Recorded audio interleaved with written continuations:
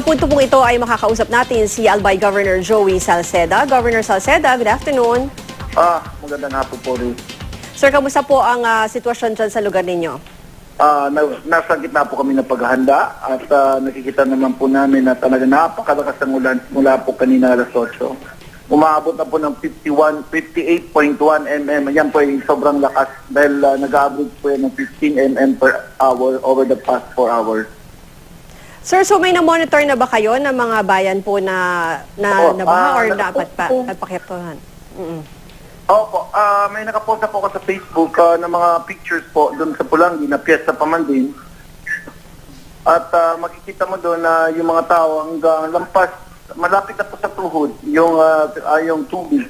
At nagpadala na po kami kanina, ewan ko na hapon ni Dante, yung dalawang truck papunta po ng Pulangi, galing po sa Philippine Army at galing po sa Navy, para tulungan po yung mayor doon sa pagsimula po ng paglikas. Nagpadala na rin po kami ng isang truck din sa Libon dahil expected namin na pag bumaan Pulangi, babaha din po andito. Subali, 4 na bayan po, Pulangi, Libon, Uwas, Malinaw po ang pinaka-critical para sa amin.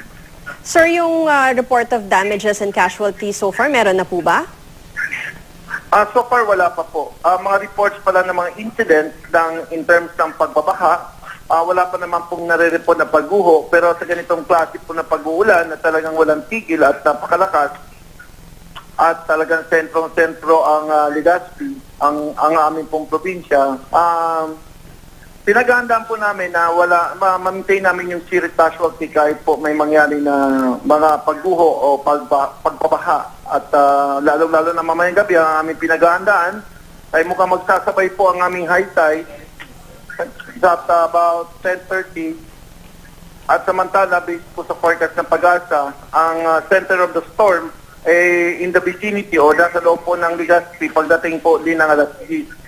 Itong pagsabay ng dalawa, ang ibig sabihin po niyan ay talagang kailangan po namin magbantay at wala sa amin matutulog at pasisiguruhin namin po na yung kakailanganin na paglikas ng mga tao o masuporta ng mga tao dahil po darating unang-una gabi, pangalawa malakas at pangatlo mayroon nga pong high tide mamayang gabi. Pero just in case, sir, may kailangang i-evacuate, nakahanda na po ang inyong mga evacuation centers? Sinisimula na po namin yung pag-evacuate doon sa mga alam namin na talagang binabaha ng malakas. Pulangi, Libon, at susunod namin po ang Uwas at Malinaw. Okay, maraming salamat po, Albay Governor Joey Salceda.